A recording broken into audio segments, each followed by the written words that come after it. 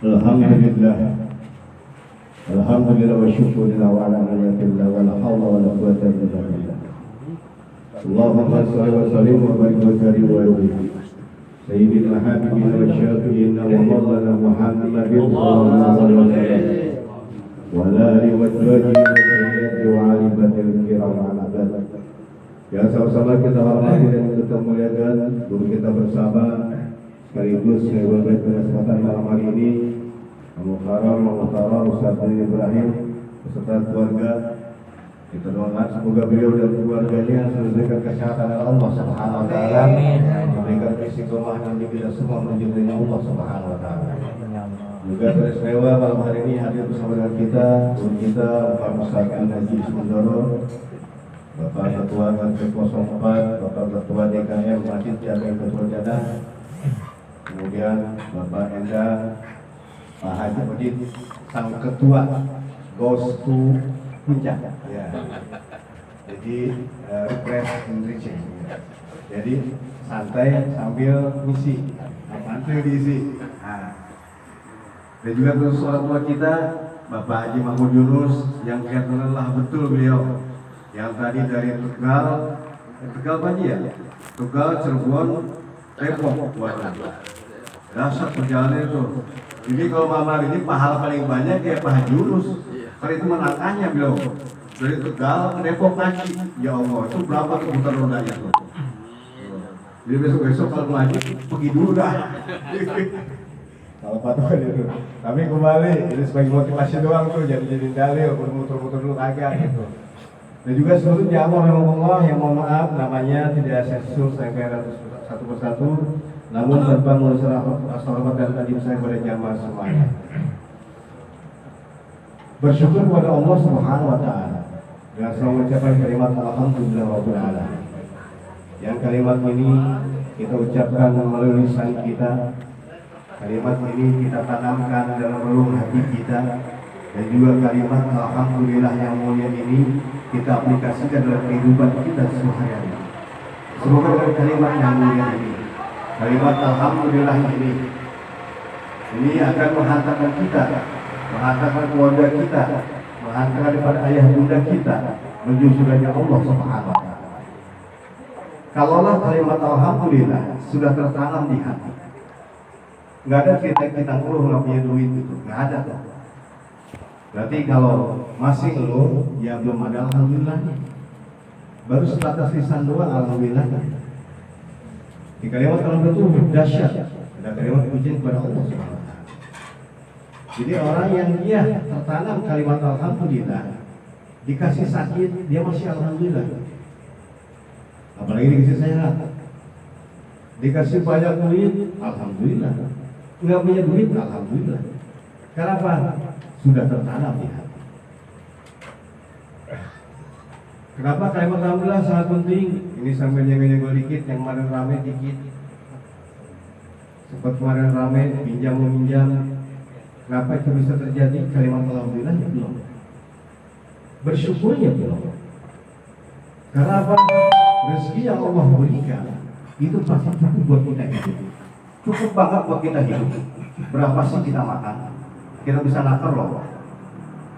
Tapi rezeki yang Allah berikan kepada kita tidak pernah akan cukup untuk gaya hidup kita.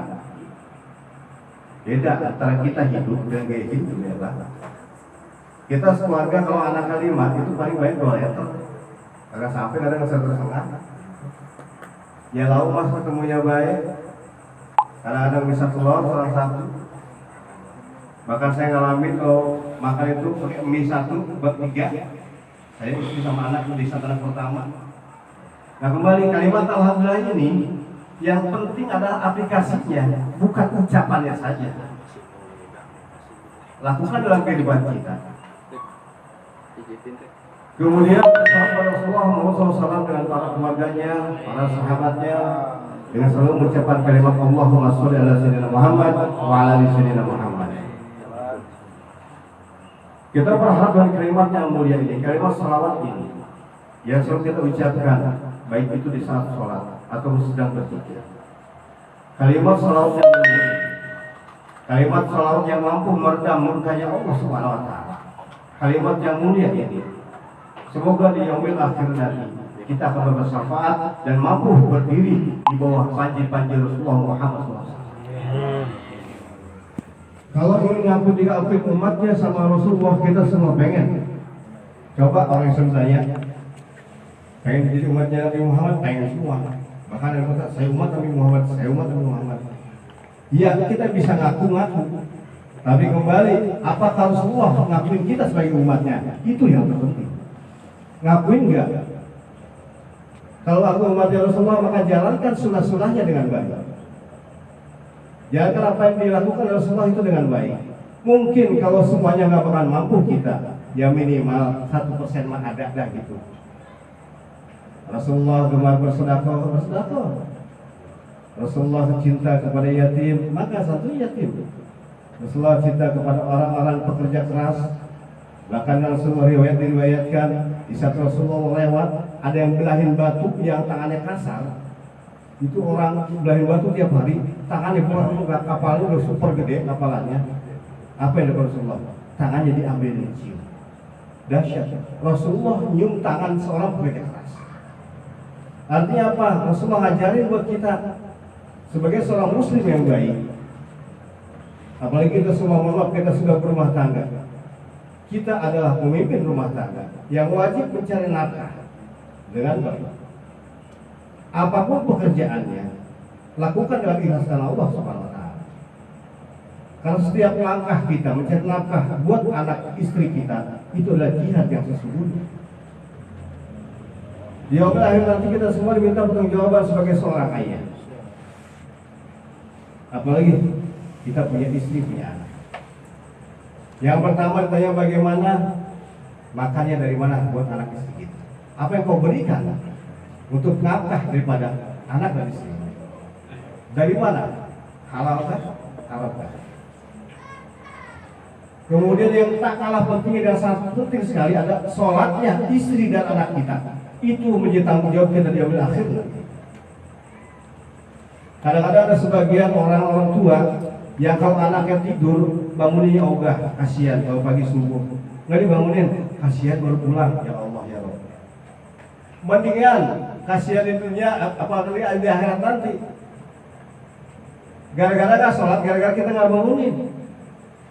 Maka jangan sampai itu terjadi. Ya mohon maaf, bisa kita mau surga bisa ditarik lagi tuh. Kenapa? Sama anaknya. Nah ridho, waktu di dunia, waktu saya tidur kenapa dibangunin sama ayah buat sholat. Pentingnya tanggung jawab seorang ayah, seorang pemimpin sangat penting sekali. Begitupun kepada istri kita. Makanya syarat istri sering saya ungkapin, kalau pengen masuk surga gampang kalau seorang istri. Yang pertama sholat 5 waktu, kemudian puasa di bulan suci Ramadan, dan taat kepada suami. Maka kata Allah Subhanahu wa taala atau Rasulullah dalam sebuah hadisnya, silakan masuk dari pintu surga yang mana saja. Itu seorang perempuan. Nah kalau kita kenapa laki-laki enggak? Kenapa ridhonya itu ada di kita, di suami? Ya mohon maaf, karena dosa istri menjadi tanggung jawab suami. Kenapa bisa begitu? Mohon maaf, kalau seorang suami yang membiarkan istrinya membuka aurat di luar, maka ingat tanggung jawab di akhirat nanti.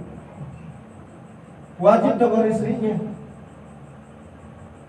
Jangan sampai terjadi, mohon maaf, apalagi sekarang ramai di media maya yang servis segala macam, yang medis segala macam ini, bahkan tidak sedikit ada perempuan yang membuka auratnya. Maka hati-hati tuh. Kalau itu istri kita dan ada orang yang tertarik syahwatnya, kemudian berbuat zina, maka yakin itu menjadi bagian dosa daripada kita sebagai seorang suami. Karena istri nge-share yang membuat orang nafsu. Hati-hati tuh. Suami nanggung dosa daripada istrinya. Makanya wajib ingetin istri, wajib ingetin anak. Kalau sayang sama ayah, nak, sholat yang baik, nak. Kirimin ayah doa dong. Jawab rahimahullah. Pada kesempatan malam hari ini juga sama-sama kita mendoakan daripada almarhum Bapak Ibrahim bin Haji Adi dan Ibu Satya binti Sailan, orang tua guru kita. Ini yakin, saya yakinnya demi Allah dan Rasulullah. saat ini almarhum yang dalam kuburnya, almarhum Bapak Ibrahim, almarhum Ibu Satya, dan almarhum keluarga besar mungkin Ustaz bin Ibrahim saat ini sedang mendapatkan nikmat kubur dari Allah Subhanahu wa taala. Yakin wallahi wa rasulih. Kenapa? Didoain di dunia. Udah begitu, ini ada kopinya, ada airnya, sedekah untuk almarhum. Masya Allah, dahsyat ini. Ini kita ngulas yang mari kita bahas. Kalau orang sudah meninggal dunia, ada 3 hal yang dirindukan oleh ahli kubur. Yang pertama adalah ahli kubur ataupun orang tua kita, kakek kita, nenek kita, mungkin anak kita rindu kepada istighfar orang yang masih hidup untuk dia yang sudah meninggal dunia. Sekarang almarhum Bapak Ibrahim dan Ibu Satya rindu istighfar daripada anak-anaknya. Malam ini dibuktikan bukan cuma satu yang beristighfar, tapi ada berapa yang istighfar. Dahsyat. Berapa orang yang istighfar? Maka dalam sebuah riwayat, sebuah kisah dikisahkan, kalaulah saat ini orang tua kita yang dia diajab dalam kuburnya karena dosa yang terjadi di masa lalu, maka di saat ada anak yang mengucapkan sifat untuk dirinya, maka siksanya diringankan, bahkan dihilangkan oleh Allah Subhanahu wa taala. Dahsyat. Sifatnya kita buat orang tua kita atau buat saudara kita sendiri. Kemudian hal kedua yang dirindukan oleh orang-orang sudah meninggal dunia, terus orang tua kita sudah meninggal dunia, adalah sedekah yang di ataskan nama daripada dirinya. Kita sedekah, malam ini sedekah makanan. Ya Allah, semoga makanan ini aku keluarkan menjadi sedekah untuk almarhum orang tuaku, si anu bulan bin bulan. Maka yakin tuh, saat ini ahli kubur kita sedang mendapatkan rahmat, mendapat nikmat dari Allah SWT. Karena apa? Ada anak di dunia yang dia berbuat kebaikan untuk atas nama diri. Ini dahsyat banget nih. Ini berapa tuh makanan yang diberikan? Udah gitu masih kenyang, subuh dipakai sholat. Maka tenaganya tuh sholat subuh, sholatnya subuh kita menjadi pahala kebaikan daripada keluarga Ustaz bin Ibrahim. Termasuk ahli kubur. Selama masih dalam kita. Ini dahsyat. Kemudian hal ketiga yang dirindukan oleh ahli kubur sudah meninggal dunia, terus orang tua kita sudah meninggal dunia, adalah hal kebaikan yang dilakukan oleh almarhum orang tua kita dan saat ini kita lakukan kebaikan tersebut. Kalau sempat kita bahas di sini juga, ini guru kita jangan sampai sih duluan, mohon maaf jangan sampai duluan, ini mas sekedar ini doang, analogi doang atau kita doang lah. Misalkan sesuatu kita meninggal dunia, guru kita ini ahli Quran, imam masjid. Ada anaknya adik yang jadi imam di masjid. Maka saat itu di alam kubur saat ini sedang mendapatkan nikmat yang luar biasa. Karena apa? Ada anak di dunia yang begitu saja kebaikan daripada ayahnya. Dahsyat. Dahsyat banget. Ya Allah ya Allah.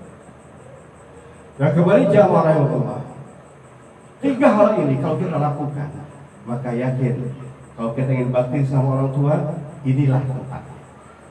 Bukan berarti orang tua sudah meninggal dunia kita berhenti. Justru peluang itu makin banyak untuk berbakti kepada orang tua kita. Jamaah rahimahullah, dan teman-teman juga saya ingin menyampaikan sebuah hadis, di mana hadis ini dikutip dari kitab Mawahis Usburiyah. Ada sebuah hadis yang sangat dahsyat. An Ibrahim an Alqamah an Abdullah bin Mas'ud radhiyallahu anhu qala Rasulullah sallallahu alaihi wasallam. Dari Syekh Ibrahim, dari Alqamah dan dari Abdullah bin Mas'ud berkata, Rasulullah SAW pernah bersabda. Ini dahsyat banget hadisnya. Man ta'alama babu minal ilmi, barang siapa yang dia belajar satu bab ilmu yang tafa'u dan ilmu tersebut bermanfaat fi akhirah wa dunya. Ilmu ini bermanfaat untuk kehidupan di akhirat nanti dan kehidupan daripada dunia dan agama. Kata Rasulullah selanjutnya apa? Allah. Jadi Allah cinta, Allah suka. Dicintai Allah dan sangat sayang oleh Allah SWT. Khairun, dia itu lebih baik minal umri dunya, daripada umur kita di dunia. Berapa kebaikannya kata Rasulullah? Syab'a alfi sannah, 7.000 kebaikan, 7.000 utama. Kalau kita belajar satu bab ilmu, yang kebaikan daripada ilmu ini bermanfaat untuk bekal nanti di akhirat, bekal kita hidup di dunia, dan bekal kita dalam beragama, maka kebaikan ilmu tersebut lebih utama dibandingkan kita hidup selama 7.000 tahun. Jadi di mana hidup 7.000 tahun itu? Syami fin nahar, siangnya kita berpuasa, sholatul lail, dan malamnya kita sholat malam tahajud. Makbullah, yang dikabul oleh Allah Subhanahu wa taala. Bayangin, satu bab kita belajar ilmu kebaikan yang manfaatnya untuk bekal di akhirat, untuk bekal kita di dunia. Maka kata Rasulullah, keutamaannya lebih baik dibandingkan orang yang hidup 7.000 tahun, yang setiap hari dia berpuasa, malamnya dia sholat, yang doanya dikabulkan oleh Allah Subhanahu wa taala. Dahsyat. Satu bab doang. Contoh kecilnya bab wudhu, yang kali ini kita pelajari dengan baik dari guru kita. Bukan cuma cabak-cabak doang. Ada bacaannya misalkan. Kita belajar sholat, belajar Quran. Nah, syaratnya adalah jangan cuma dibelajar doang, amali setiap hari. Bukan berarti cuma ngapal satu bab beres, dapat semua kebaikan itu. Ya enggak begitu konsepnya. Karena ilmu adalah diamalkan, bukan dihafalkan. Justru kadang orang suka salah ya, nggak pas ya pengamalannya. Iya, orang baik ilmunya, pengamalnya kadang-kadang kagak. Amalnya sedikit, ini masih sedikit ya. Maka saya berharap pada semua jamaah ya Bapak Allah, ayo jangan bosan-bosan, malam Sabtu kita kumpul, kita ngaji. Bahkan dalam hadis lainnya, ini dari kitab Tanqol yang sudah masyhur. Kata Ibnu Mas'ud radhiyallahu, barang siapa yang dia dari rumah kan Allah Ta'ala, duduk di majlis taklim, di majlis ilmu, cuma duduk doang, dia nggak nulis, dia dengerin doang, nggak mau pulpen, nggak mau buku, maka kebaikannya lebih utama daripada salat sunat 1000 rakaat. Tuh duduk ngaji doang tuh, duduk dengerin, itu kebaikan sama dengan 1000 kali salat sunat. Kita mampu kagak salat sunat 1000 kali? Boro-boro 1000 kali, 2 aja kita kadang cuma 3 bulan sekali, bahkan bisa jadi Ramadan doang kita salat malam. Banyak sekali nih keutamaan kita taklim. Selagi di guru kita Ustaz bin Ibrahim membimbing kita. Apalagi kalau taklim ada kopi, ya Allah, enak banget tuh. Pahala dapat, akhirat dapat, dunia dapat. Cuma kembali niatnya ingin taklim, dan niatnya ingin ngopi. Nah kalau niatnya ingin ngopi ya nggak dapat pahalanya, dapat kopi doang gitu. Kalau niatnya karena besek ya dapatnya besek doang, nggak dapat pahalanya. Karena kembali inamal amalu niat, segala sesuatu perbuatan tergantung daripada niat. Maka mau ada kopi, ngaji terus. Mau air aqua doang nggak masalah gitu. Insya Allah kalau di rumah kita masih bisa ngopi masing-masing kok. Kayaknya di kita mah susah banget gak mau beli kopi, kagak ada rumahnya. Ayo semangat, ramaikan taklim. Masjid sudah besar, masjid sudah megah, masjid sudah bisa nabung jamaah banyak. Sayang loh, masjid doang gede orang yang kagak. Manfaatin tuh. Mungkin ada kita yang kemarin ke Jabati yang tenaganya berkorban tenaga, berkorban uang.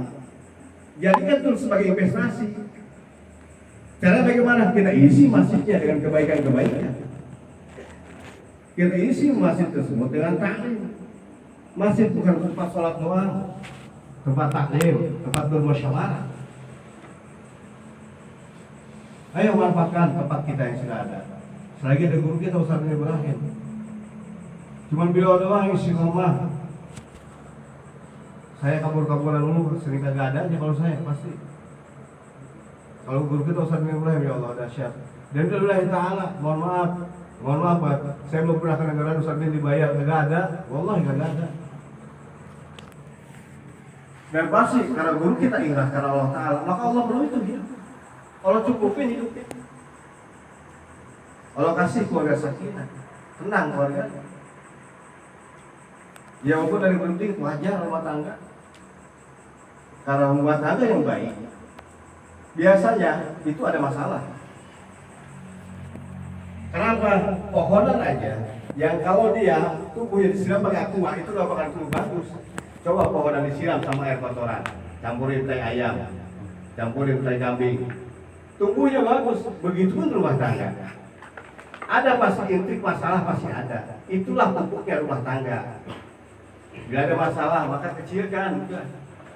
Perempuan ngomel biasa, perempuan mah dengerin baik kan. Bukan berarti saya nggak boleh ngomelin, sama juga. Yang ngomel baik, bodo amat dah, anggap aja udah, jawab. Jangan lebih nih ngomel, kita tinggal kabur, itu kalau beres urusannya tuh. Tuh besok nambah lagi mas urusannya. Biasa dah kalau ibu-ibu mah, karena kita satu kata, ibu-ibu bisa 10 kata gitu. Dan dahsyatnya seorang perempuan, seorang wanita, kalau kita melakukan kesalahan besar sekali aja, itu 30 tahun masih ingat, 40 tahun masih ingat. Dulu tuh waktu ya Allah 30 tahun yang lalu udah itu udah habis gitu, udah beres, masih ingat banget tuh. Hati-hati tuh. Tapi itulah perempuan. Terima satu paket bini kita, ya kelebihannya kekurangannya. Nih, kemarin kita bahas tuh di tempat Pak RT waktu acara itu.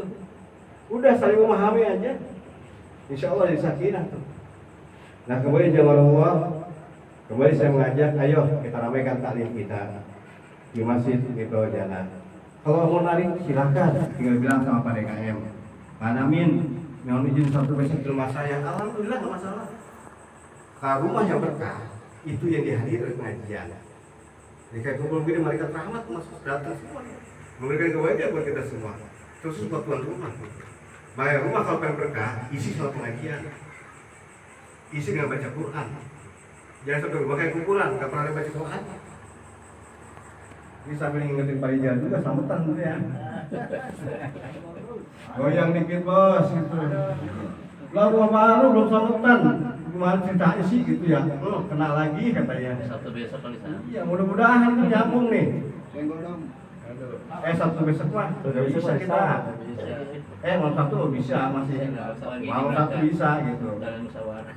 Ya, nggak apa-apa malam Sabtu besok jadi. Gitu. Kalau dicatat TKM. Iya, nggak masalah kalau berkah. Rumah ngaji itu berkah banget gitu. Coba dah. Itu nih. Punya hajat suatu udah tarik orang ngaji di rumah kasih sedekah. Ya Allah, semoga masih apa ini urusan saya dan Allah SWT. Tuh. Kalau al-sadaqah tadi tulis. Sedekah menarik istri. Nah, kemudian di Allah. Ayo, sama-sama kita ramaikan tali kita, sama-sama kita ramaikan masjid kita, dan kita guyup di lingkungan. Kalau ada masalah lingkungan kecilin.